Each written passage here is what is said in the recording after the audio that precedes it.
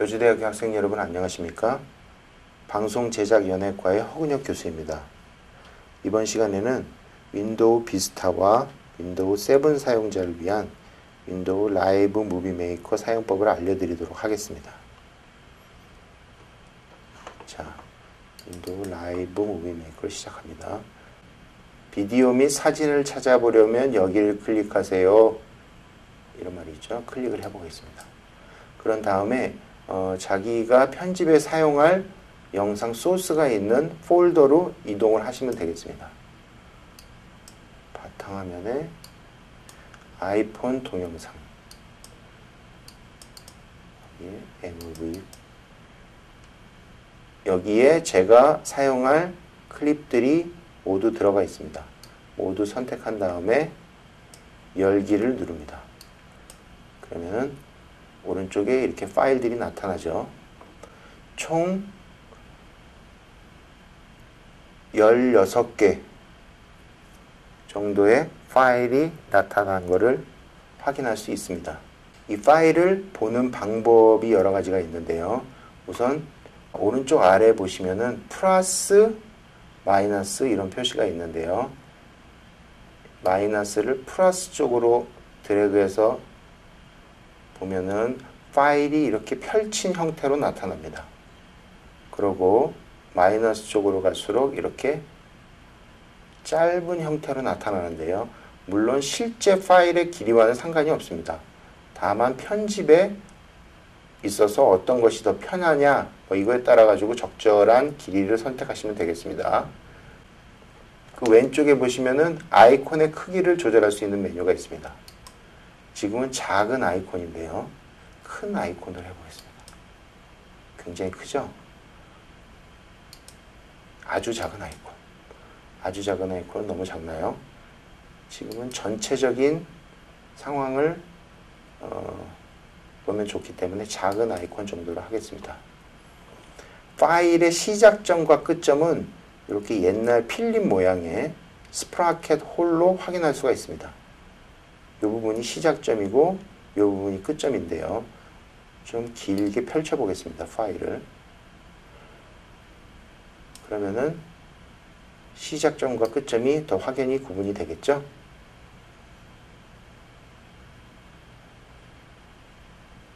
그 왼쪽에는 선택한 영상이 프리뷰가 되고 있습니다.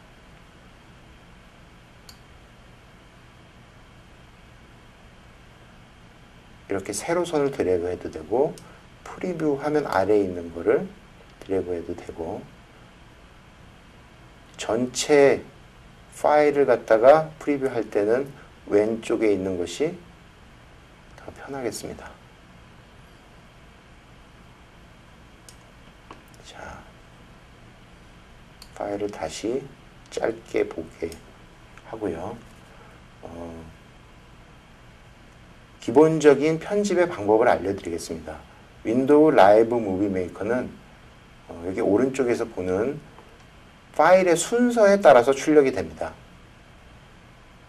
마치 책을 읽는 순서와 같이 이렇게 오른쪽으로 쭉 진행이 된 다음에 아래줄의 왼쪽에서부터 또 차례로 이렇게 진행이 되는 이런 순서대로 영상이 출력이 됩니다. 그러므로 프리뷰를 이렇게 하시다가 자신이 필요 없는 영상이 나오면은 영상을 지워 주셔야만 합니다. 제거. 그러고 자신이 원하는 순서대로 다시 배열을 해 주셔야 됩니다. 자, 이렇게 파일들을 드래그 하면은 이동할 수 있는 것이죠.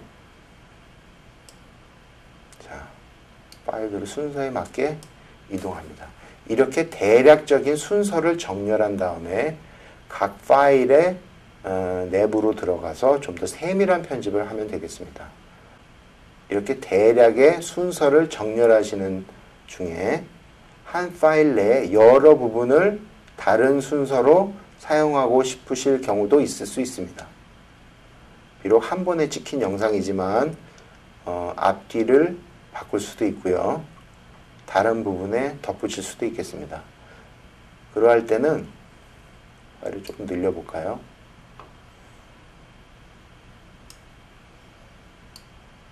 대략적인 편집점에 가셔서 파일을 분할하신 다음에 순서를 바꾸시면 되겠습니다. 이렇게요. 또 해볼까요?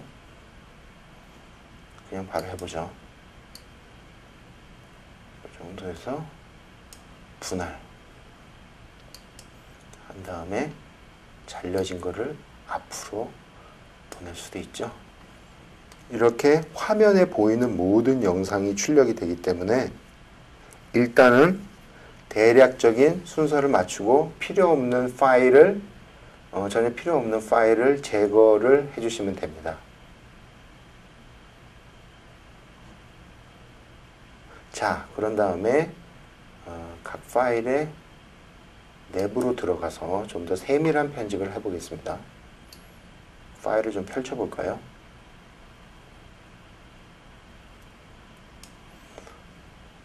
자, 이 파일의 시작점이 대충 이 정도면 되겠습니다.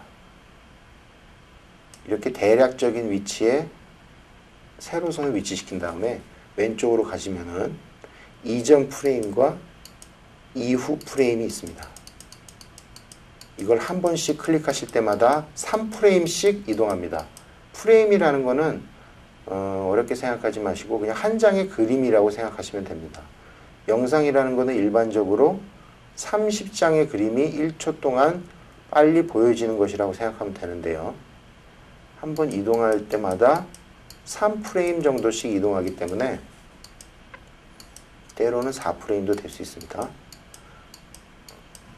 이렇게 드래그 하시는 것보다 훨씬 섬세한 편집을 할 수 있습니다. 이 정도에서 시작을 한다고 생각하고 시작 지점 설정을 합니다. 그러면 그 앞에 부분이 사라지게 되겠습니다. 그리고 끝 지점에서 이 부분에 끝 지점을 선택한 다음에 종료 지점 설정을 누르면은 그 뒷부분이 사라지게 됐습니다. 아까도 말씀드렸지만 이렇게 중간에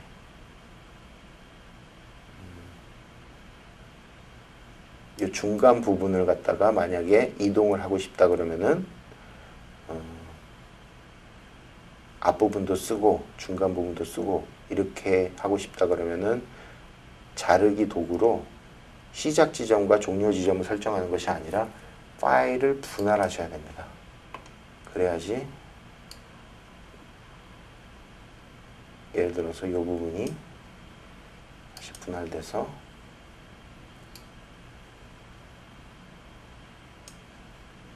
다른 쪽으로 이동을 할 수 있게 되었습니다. 이렇게 점차 큰 거에서 작은 걸로 세밀하게 편집해서 들어갑니다. 만약에 실수를 하시는 경우라든지 그럴 때는 왼쪽에 보시면 되돌리기 버튼이 있고 다시 실행하기 버튼도 있습니다. 그리고 중요한 것이 가끔 가다가 프로젝트를 저장을 해 주셔야겠죠. YCC 1 이렇게 저장하겠습니다. 프로젝트를 저장하시는 것은 실제의 동영상을 저장하는 것이 아니라 그 편집점만 저장하시는 겁니다. 그리고 최종물은 따로 출력을 하셔야 됩니다. 자, 이렇게 세밀하게 편집을 진행해 나가는데요. 편집에 있어서는 앞의 그림과 연결이 부드럽게 될 수 있도록 해야 됩니다. 만약에 부드럽지 않다면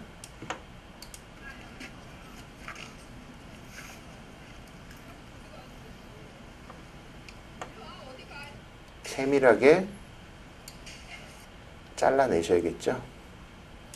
특별히 부드럽지 않은 건 아닙니다만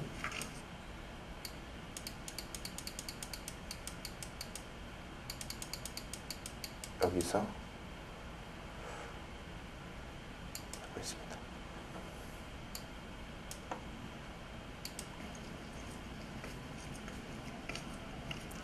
이런 식으로 클립의 앞 뒤를 다듬어 나가시면 되겠습니다.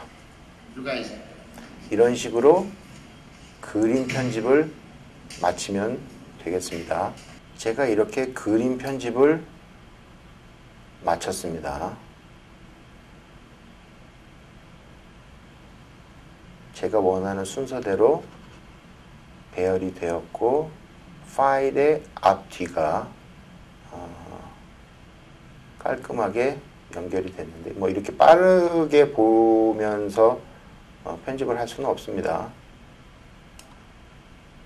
천천히 여러 번 보면서 편집을 해야겠죠. 내용적으로도 이야기가 전개가 되고 또 기술적으로도 눈에 거슬리지 않는 말끔한 편집이 돼야 되겠습니다.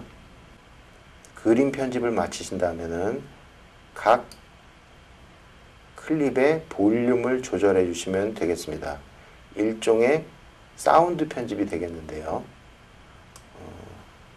각 클립의 어떤 볼륨의 절대값은 일반적으로 PC에서 편집하는 그런 시스템에서는 알기가 굉장히 힘듭니다. 그렇기 때문에 상대값, 일반적으로 다른 클립에 비해서 너무 크다라고 생각을 되시는 그 부분을 줄여주시면 되겠습니다. 그리고 클립의 볼륨을 조금 낮춰주고요.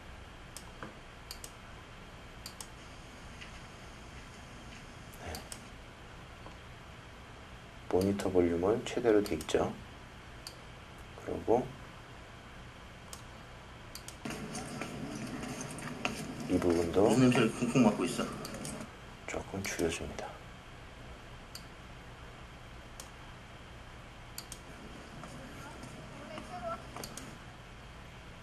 영상이 붙어있는 이 커트점, 이 부분에서 오디오가 상당히 거칠게 넘어갈 수가 있는데요.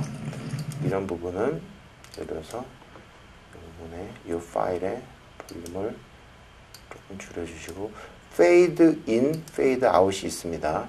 페이드 인은 서서히 소리가 커지는 거고 페이드 아웃은 서서히 소리가 작아지는 것을 의미합니다. 여기 여러 설정 값을 줄 수 있는데요. 느리게 이렇게 되어 있는 거는 그야말로 느리게 소리가 커지는 것이고 빠르게 이렇게 되어 있는 거는 빨리 소리가 커지는 거겠죠. 저는 빠르게 해보겠습니다. 페이드 아웃은 이것도 빠르게. 이 클립에서는 소리가 빨리 작아졌다 커지고 뒷부분에서는 소리가 빨리 없어지겠죠. 이런 식으로 선택을 하면은 좀 이 소리가 거칠게 넘어가는 거를 조금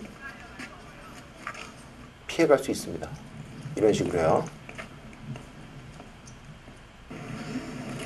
네, 여기도 소리가 좀 크네요. 이 볼륨을 좀 줄여주겠습니다. 이런 식으로 세밀하게 오디오를 좀 만져주시면 되겠습니다. 만약에 앞부분에 나 뒷부분에 어떤 특정 부분에 그 오디오를 선보시고 싶다.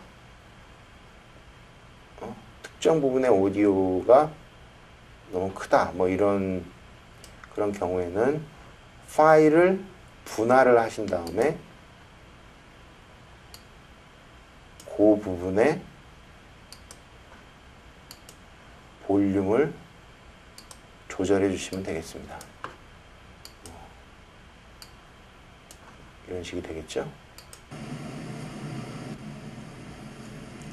네, 지금 그냥 뭐 연습 삼아 해본 것이긴 하지만요. 여기도 페이드 인아웃을 줄 수 있습니다. 별로 필요는 없을 것 같지만 한번 느리게 한번 줘볼까요?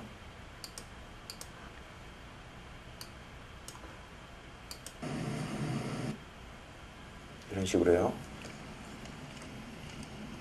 잘려진 클립 단위로 비디오 볼륨을 조절할 수 있기 때문에 분할을 잘 활용하시면은 여러 가지 사운드 편집을 하실 수가 있겠습니다.